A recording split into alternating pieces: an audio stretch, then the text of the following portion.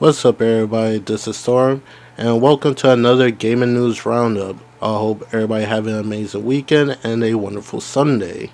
We have a couple of news to be going over this week, so with that being said, please leave a like, share, and subscribe to the channel. It would definitely help me out greatly. And without further ado, let's get on with the news.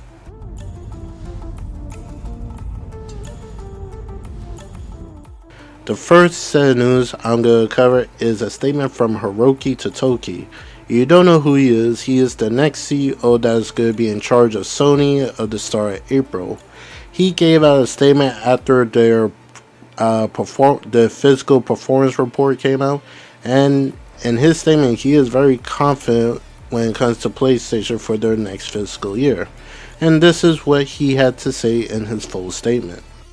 Hiroki Totoki is confident that the next fiscal year, which starts April 2025 and ends by the end of March 2026, will be a very good one for PlayStation. We expect some great games to come out, both first party and third party, so we're looking forward to start a great year for PlayStation.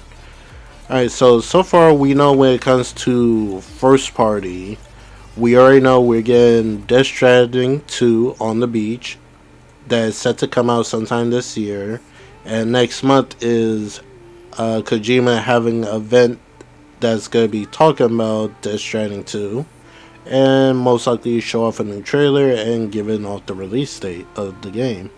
And also this year is Sucker Punch going to be releasing Ghost of Yotai, which is their next game in the Ghost of Tsushima series that takes place 300 years after the first game, and that is set to release sometime this year also. So those are the two first parties that we know of right now. And when it comes to their third party, we already know they have some type of deals when it comes to their first party games. There's like Lost Soul Aside that is coming out on May 30th. They probably got a couple of deals in the work. They got like the marketing for Monster Hunter Wilds.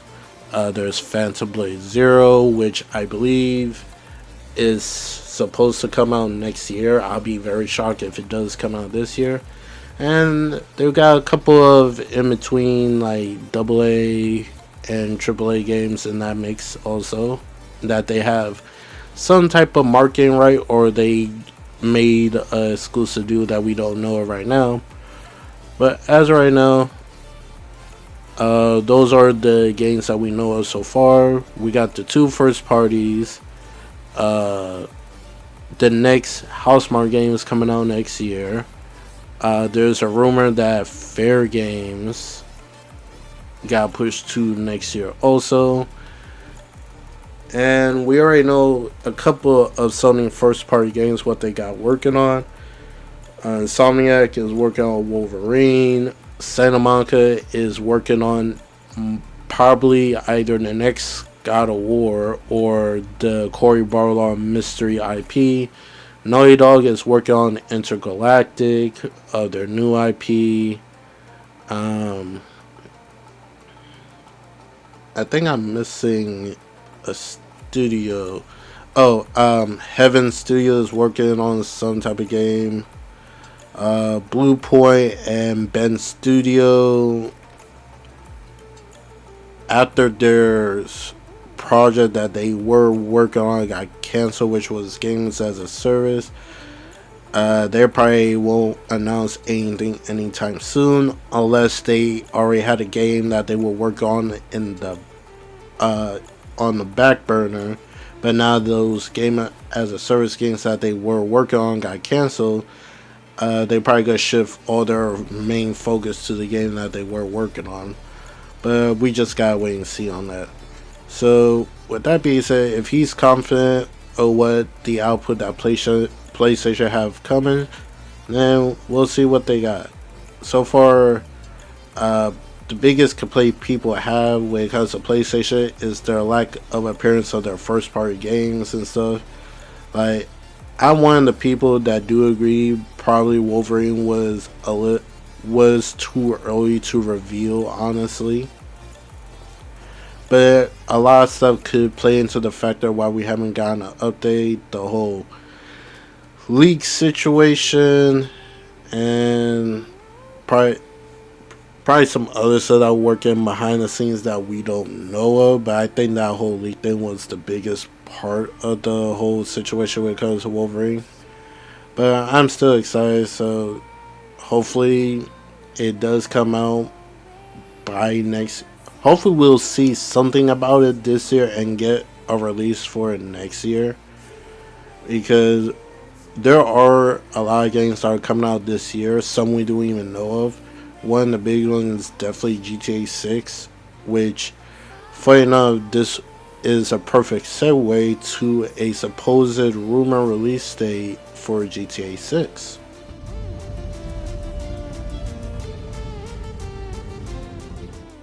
So just like with any other rumor I talk about, take it with a grain of salt. But this report comes from Kotaku. They said, so there you go, GTA 6 is out on October 28th, or maybe Take-Two does an early access period for the game and the official release date is the 28th. But it really arrives 3 days early on the 25th. Either way, I'm thinking this Halloween season, a lot of people are going to be too busy causing mayhem in Vice City to go to any spooky parties. So, what do you think? I honestly will be honestly shocked that Kotaku leaking the release date for GTA 6 without Rockstar or Take-Two doing some big O announcement. But like I said, take this with a grain of salt, and I never known Kotaku to reveal a game release so blatantly like this, in my opinion.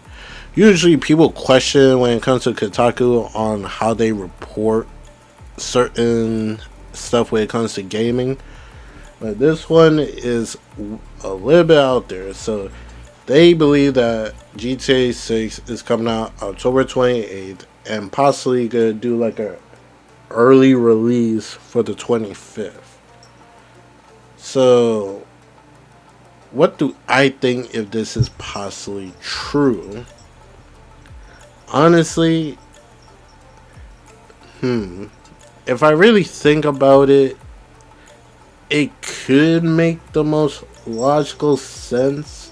Like, normally, like, I don't think right now there's a game that's releasing in October since we're so early in the year. And I think possibly the only game that will release close to that date is most likely Call of Duty. So let's let's say this is true and GTA 6 does come out on the 28th.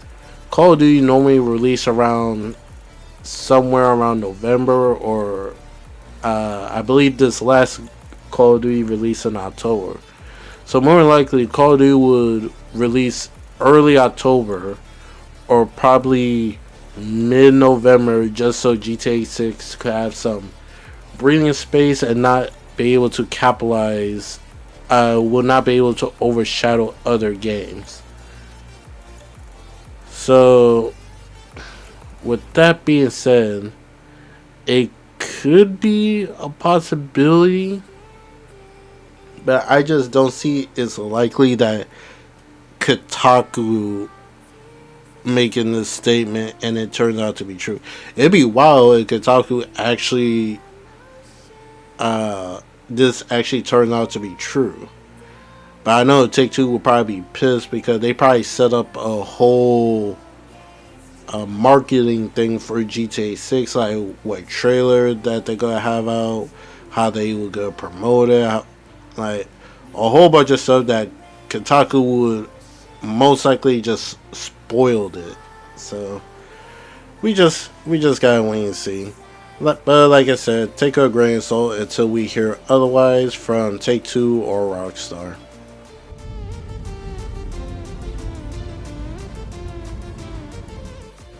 The head developer for Marvel Rivals is in talks with Nintendo to bring it to the Nintendo Switch 2. In my opinion, if Marvel Rivals do come to the Nintendo Switch 2, I think it will be a big hit for Marvel Rivals, because not too long ago they reported that Marvel Rivals have already hit the 40 million player mark, and I just can only see it going up from here, bringing it to Nintendo Switch 2, because the fact you already got PlayStation, Xbox, and PC players, and eventually you could get the Switch 2.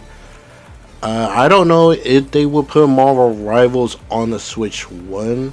In my opinion, I don't think so, because I don't believe the Switch 1 will be powerful enough to run Marvel Rivals, honestly, with all the stuff that could happen.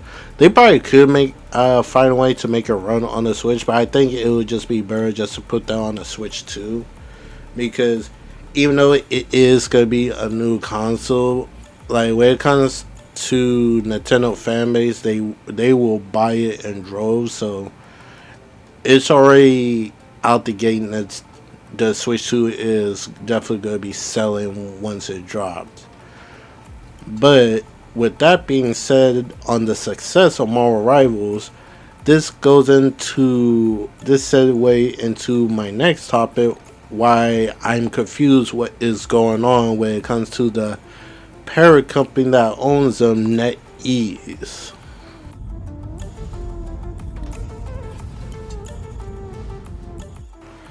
From Okami, Marvel Rivals game director has been laid off along with his entire Seattle-based development team.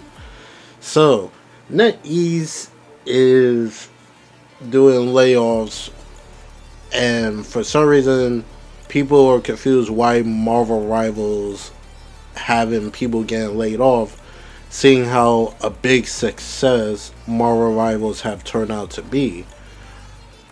But I did saw some statement going around that the Seattle team is not the core developers of Marvel Rivals.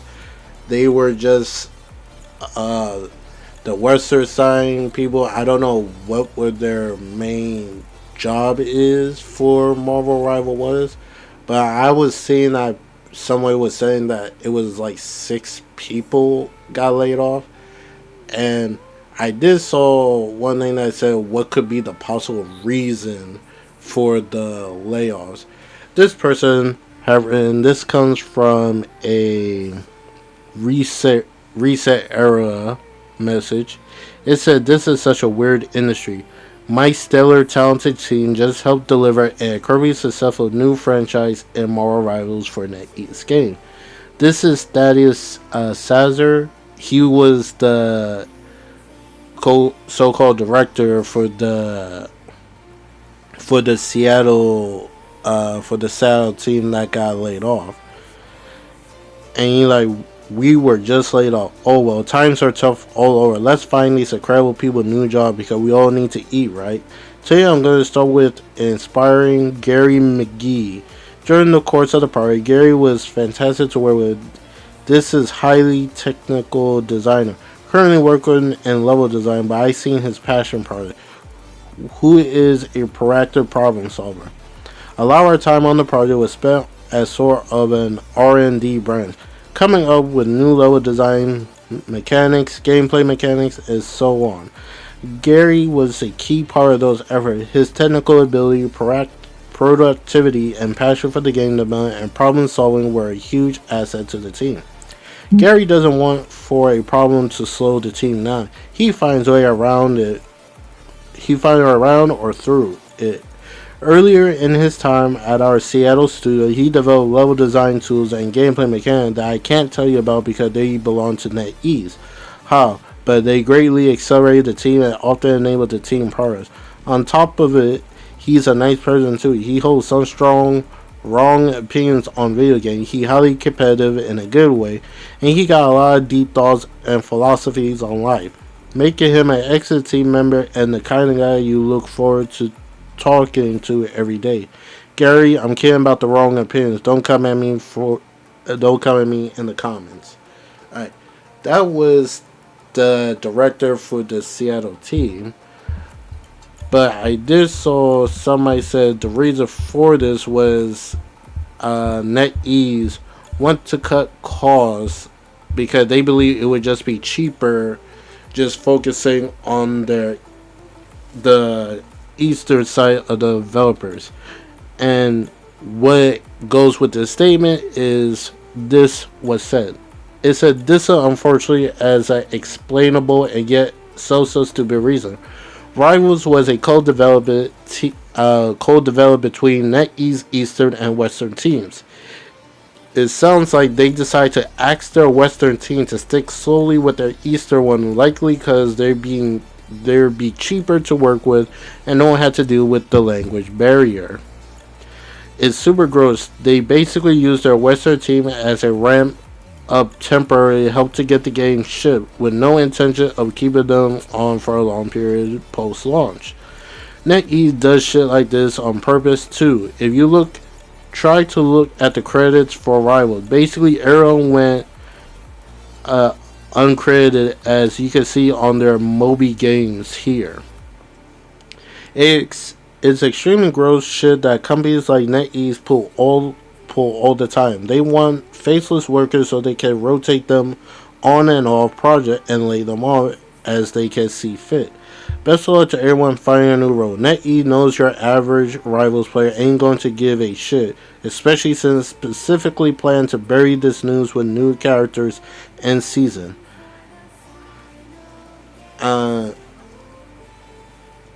And the person did a clarification. He said, "Fix my brain for it. It's NetEase, not Tencent." Alright, so this person believes that is the reason why NetEase did this.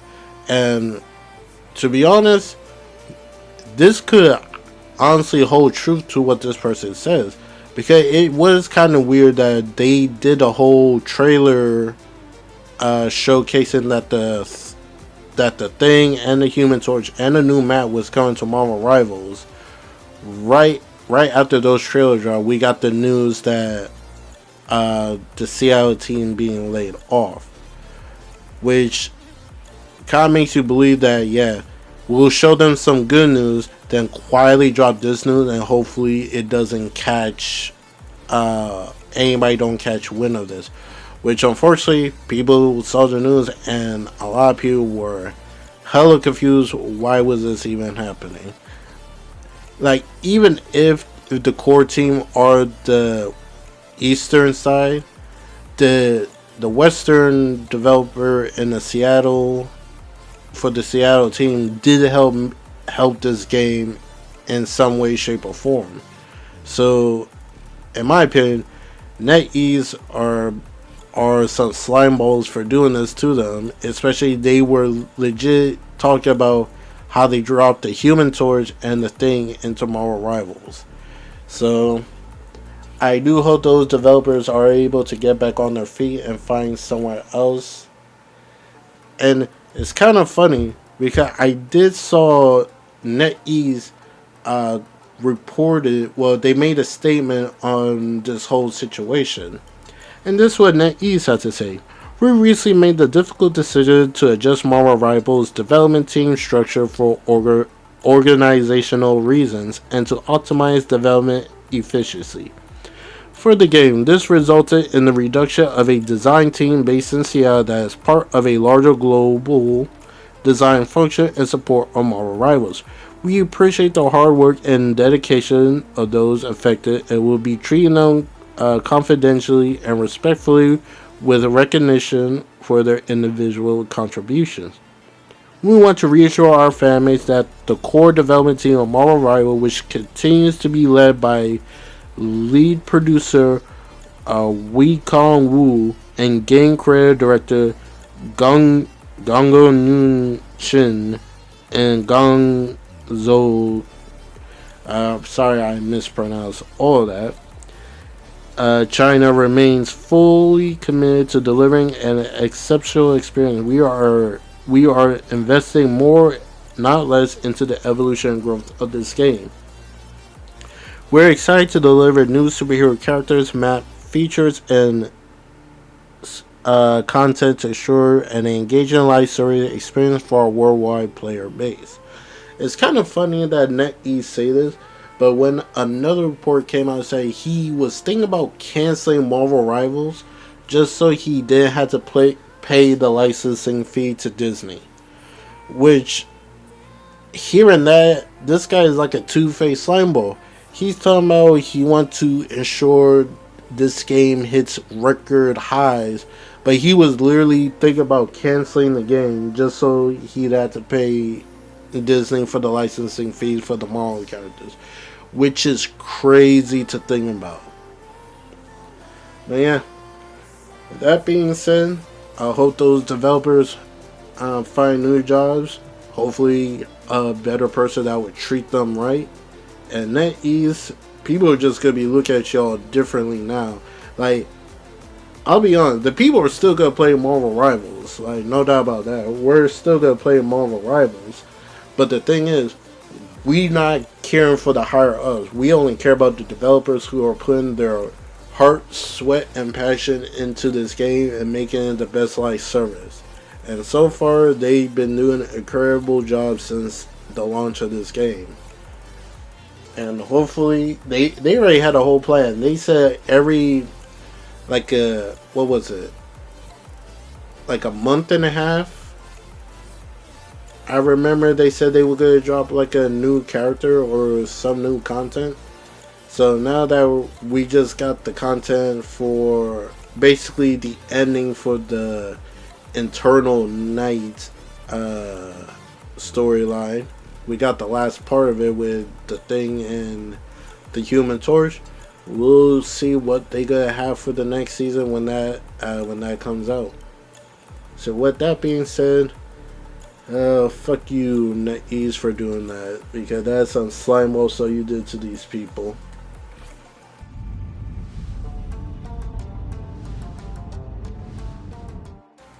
Ubisoft is teasing a brand new Rainbow Six Siege game that's gonna be coming, and they having a showcase for it on March 13th. And this what they had to say on it. Get ready for the biggest transformation in the game's history, which introduced new ways to play, deepened tactical gameplay, and major upgrades all around. Showcase on March 13th at 10 a.m. Pacific time. So, I am curious what they're gonna do with this supposed Rainbow Six Siege X. I'm just hoping the showing of it is a lot more better than what they did for Rainbow Six Siege when when they first showed off. The game looked like a real tactical shooter and stuff like that. But when the game finally came out, it was basically considered to be false advertisement. So hopefully, with that being said, hopefully Ubisoft learned from that mistake and they give us a game that is exactly how they're gonna show off in the showcase. So if you're a fan of Rainbow Six Siege, you're more than likely gonna be watching just to see what is this gonna be about. I will talk about when the event happens, and we'll see if it will be a game I will play in the future or not. But time will tell when it comes to Ubisoft.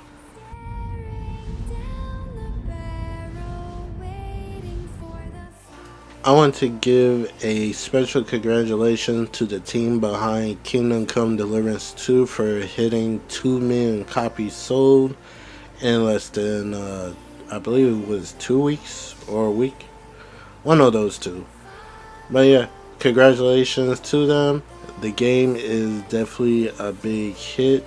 I've been seeing a lot of praises for it, and it's really crazy that how Kingdom Come Deliverance 1 was perceived by the public as a not very good game, but they definitely made a huge comeback when it comes to Kingdom Come Deliverance 2, and they definitely got a hitter with this one. I am kind of curious. This could potentially be one of the nominees for Game of the Year. How people are talking about it. If not, I could definitely see it being nominated for something. But kudos to them.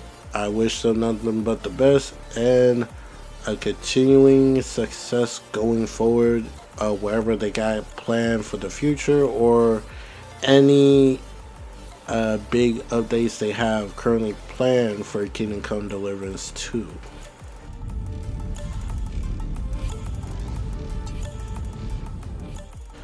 Another day, and another leaker who is currently reporting on the story about a Batman Beyond game.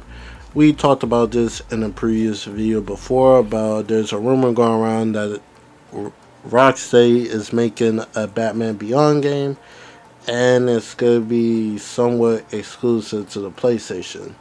Now we got another well-known leaker in the gaming community also reporting on this. And this is what he had to say.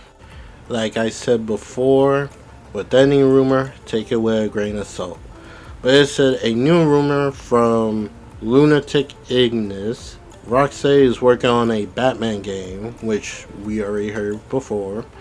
It will be a Batman Beyond game. Will probably be a PlayStation exclusive. Foundation for a new trilogy. Leaker Nick Baker mentioned a new Batman game in the works at Rocksteady prior. Alright, so Nick Baker was the one who originally put out the story about a Batman game being in the work at Rocksteady. But now, supposedly, the rumor is it's a Batman Beyond game, and it's going to be the starting point of a new Batman trilogy, and probably be a PlayStation exclusive in some cases. Like I said, we gotta take it with a grain of salt because we don't know if this is true or not. If it does turn out to be true, it would be really crazy that Sony scored a exclusive deal with Rocksteady. But the thing is, most people are hoping that this is true, only for the sole reason that people have been asking for a Batman Beyond game for how long? Like how people be asking for for a Superman game. The Batman Beyond game is literally the top number one thing that people be asking for. So, with that being said, even if it turns out to be true, and it is exclusive to PlayStation, I think people would just play it just because it's a freaking Batman Beyond game. It would just be another W for PlayStation for even scoring that deal to have it exclusive on their platform, which it would be very surprising if it would be exclusive, because the Batman game's been on every platform.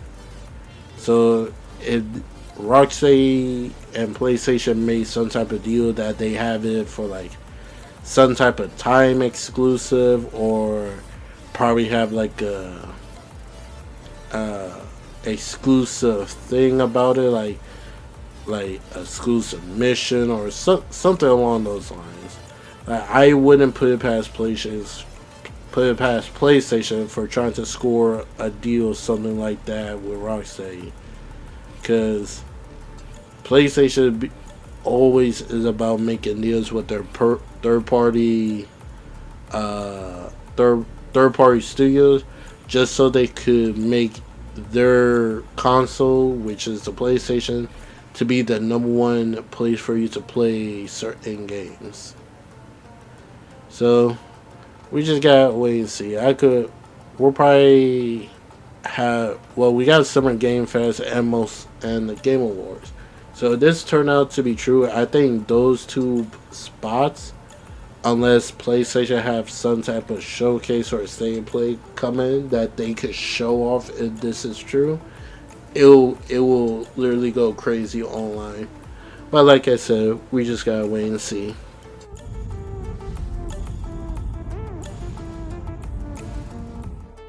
This comes from Okami from the Video Game Chronicle. Cyberpunk 2077 sequel is aiming to have the most realistic and reactive crowd system in game to date, according to a new job listing. And I will just say, I believe it when I see it. Yes, CD Projekt Red have made a comeback for Cyberpunk. Basically, fixed it, and they got back the good graces from the gaming community for it because they did not give up on it.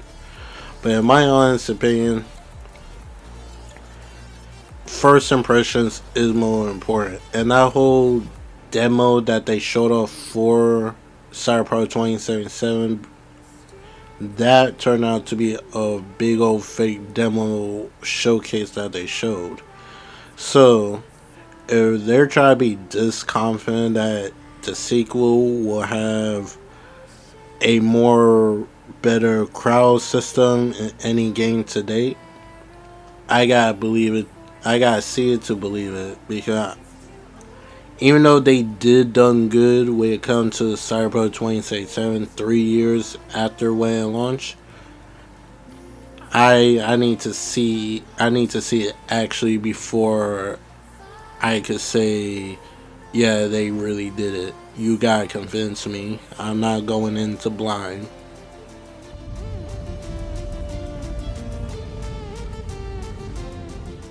We have got the announcement that Tokyo Game Show is set to start on September 25th and ends on September 28th with their brand new tagline called Unlimited Never Ending Playground.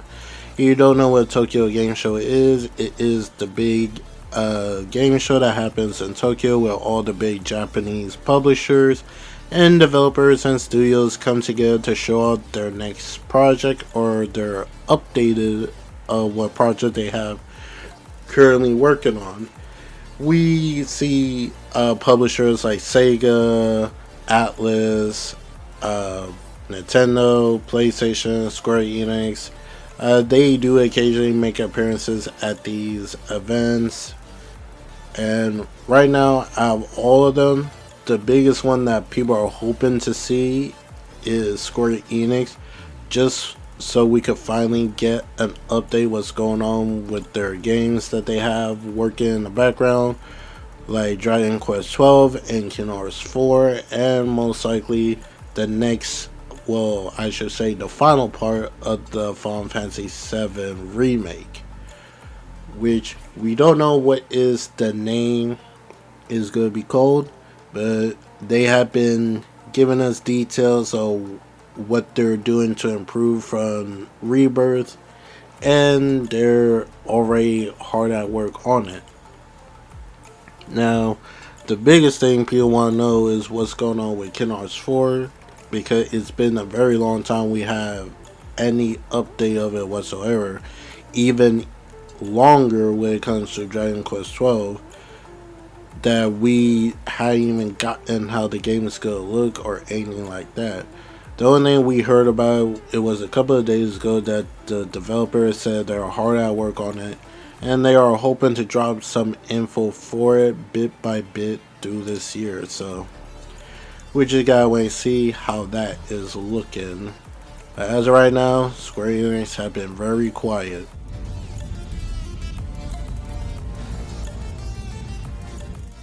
Alright, we got another rumor slash leaker talking about a game, and this one I was kind of surprised to see about this one. This one is from EA, and the game that this leaker is talking about is the Black Panther game that is being made by Cliffhanger, which was announced in 2023. It's unknown if any of this is true, so like I said, take it with a grain of salt. But the leaker have this to say when it comes to this game. The info from the leaker reads as this: you choose the next Black Panther. Includes characters like T'Challa, M'Baku, Azari, Shuri, Killmonger, plus more. It tends to replicate authentic African martial arts mixed with superhuman strength, agility, plus tech. over-the-shoulder point of view. Weapons, armor, and gadgets are unique to each Black Panther. Explore cities, savannas, and more that let you encounter unique cultures plus characters. The story reacts to your choices and actions with unique story, missions, and dynamics. Alright, so we basically get to pick our own Black Panther, and some of the choices we could pick are T'Challa, M'Baku, Azari, Shuri, and Killmonger, and others. And it's not just Wakanda we get to explore; it's also Savannah, and we can also encounter different cultures and characters over the shoulder point of view, which we all expected would. A mix of martial arts mixed with superhuman strength and ability and agility, which is also very cool also. And the story reacts to your choices. I am kind of curious how would that look. So with those being said, I am excited for EA making a Black Panther game. Like, I am curious how they could pull it off. I'm hoping they won't make the mistakes as other others who try to make a Marvel game. So far, the biggest success when it comes to like a single player focused character when it comes to Marvel is Insomniac with Spider-Man, and how Square Enix did Guardians of the Galaxy. That was also a good one also. So hopefully EA will be able to pull this one off. But time will tell. Maybe we'll get more of an update on the Black Panther game probably this year, or by the Summer Game Fest or the Game Awards is my best bet when we'll get an official update, because this year is gonna be the release of that Marvel Captain America Black Panther Hydra game. I believe that's coming out this year. I think it was like 1947 or 19. It was something. It's supposed to be a story focused on T'Challa, great grandfather, meeting Captain America during the World War II era. So I can't wait to see a more update on that. I am curious how that gameplay is looking, and hopefully EA knock it out apart with this Black Panther game that Cliffhanger has been working on since the announcement of 2023.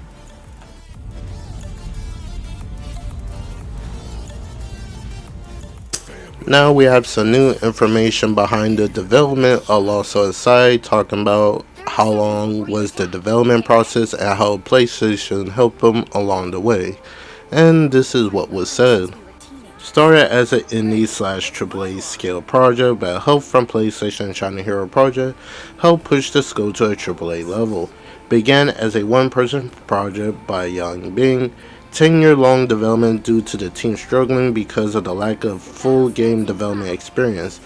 It kind of sounded like what Square Enix went through when it came to developing Kingdom Hearts 3. Since their engine that they had planned to use for Kingdom Hearts 3 wasn't really working well, they switched to Unreal Engine, so they spent like a year or so learning about Unreal Engine so they could fully start the development for Kingdom Hearts 3. So it kind of sounded like the same situation that Yang Bing went through. After receiving support from Sony, the team's skills and overall development situation improved, which is nice. They were able to expand the art direction, character, story, combat system with the extra resources. Looking back how the game first was revealed back in 2016, if memory serves, and how it looks now, you could clearly tell like the whole gameplay definitely changed, because I don't think in the first reveal he had the whole multi-weapon change. I could be wrong, he probably did have that, but it definitely looked overall better when it comes to switching your weapons. Gameplay was adjusted, balanced, and optimized based on feedback from SIE and playtests. Yeah, I believe it was like one gaming event they had a demo that the public got to play on the PS4 Pro, and I wish I was able to go to that event because it definitely looked a lot of fun. They had a whole like boss battle that you could try out. You could still probably find that video online of people playing it. It was a PS4 game and then shifted to PS5 only. And that makes sense, like the whole scale of the game and how technology have advanced since he started work on this. I think it would make more sense to switch to the PS5 only, so you're not stuck with trying to optimize for both platforms. One weaker, the other one isn't. So, and if you want the best out of your game, I would just go with the stronger hardware. And do kind of feel bad for those people who only had PS4 and was planning on getting this game, but maybe this will be like, I always see people say they need a reason to upgrade to the next console, so hopefully games that are like slowly shifting away from Xbox One to PS4 will be enough, and it look like it is, especially if people really want that GTA 6, you got to get a new console or wait for the PC version. Graphics were upgraded and optimized with the help from the China Hero Project team. The team considered moving to Unreal Engine 4, but after talking to SIE and the technical team decided it was best to stick with the latest version of Unreal Engine 4. And overall, I think that was the best move for them because we've seen games come out that are on Unreal Engine 5. The game may look amazing, but that frame rate is suffering. And especially if you're making a game like this that's straight up hack and slash, yeah, you definitely gonna need the best performance for a hack and slash game. No less. Like, the game will be like looking amazing and stuff, but I think that was the best choice for them to stay with Unreal Engine 4, since you can have the best of both worlds. Good graphics and a high frame rate. Because like even games on the PS4 that came out back then, they looked amazingly well. So, and they were probably on Unreal Engine 4 also, so I guess that didn't make that much of a difference. There's other information that came out from Lost Soul Aside thanks to the PlayStation website. I think I'm just gonna do like a separate focus video for that. It talk about some characters we might see that we will see in the game, so I'm gonna make that into its own video. Now, time to wrap up the last bit of news that I have. That technically this is a bonus news because when I was wrapping up this one with the Lost Soul Aside, this hit my Twitter feed and I had to report on it, and it's about NetEase.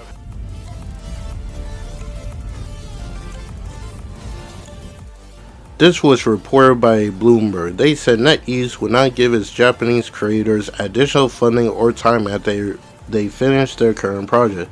Yakuza creator Noshishiro Nagagoshi Studio and Suda's 51 Grasshopper manufacturer are both owned by NetEase. NetEase funded Japanese creators, Nagagoshi among them, have been given time to wrap up ongoing projects. The message from headquarters in Hangzhou has been that there will be no additional funding or time, the people said. There's no plan to spend on marketing or promoting the game currently in production in Japan. And that is some crazy work that's going on with NetEase. Not only you're not going to be funding them or give them more time to finish the game, but the fact you're not even going to promote or market it also. So, like, what's going to happen if the game fails because lack of marketing, nobody really knows of the game? You just going to screw them over like this? And I believe, Nakagoshi, he left Sega to create his own studio, and I believe NetEase bought his studio. He works at NetEase with his studio, and the fact that he's I don't think he put out a game yet, so this would technically be his first game to put out from his studio. And NetEase is doing him like this. That's some crazy work. Like we seen a lot of bad studios when it comes to how they treat their developers and stuff like that.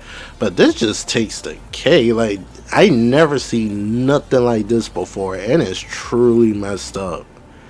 Like, and I'm a fan of the Yakuza series, so the fact you're treating him this bad is disgusting. And we're not gonna forget about the whole situation that we talk about with Marvel Rivals. Like, I don't know how they would try to spin this to make people understand like they had to do this.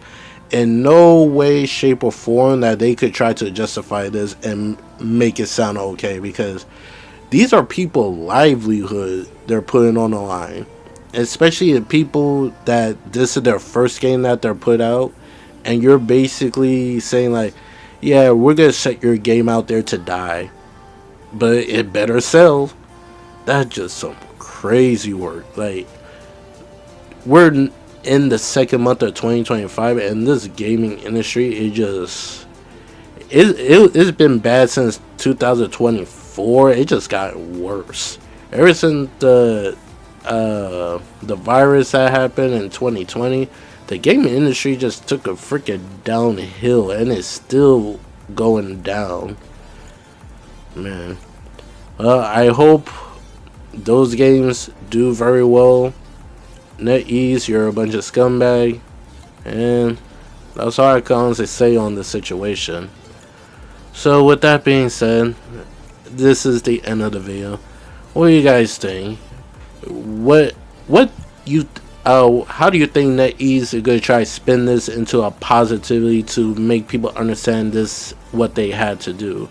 Are you excited for Lost Suicide that comes out on May 30th? And what are you looking for from the Tokyo Game Show that's coming in September? Let me know in the description in the comments below, and I'll catch you guys in the next video. Hope you enjoy the rest of your weekend and have a good one. Peace out.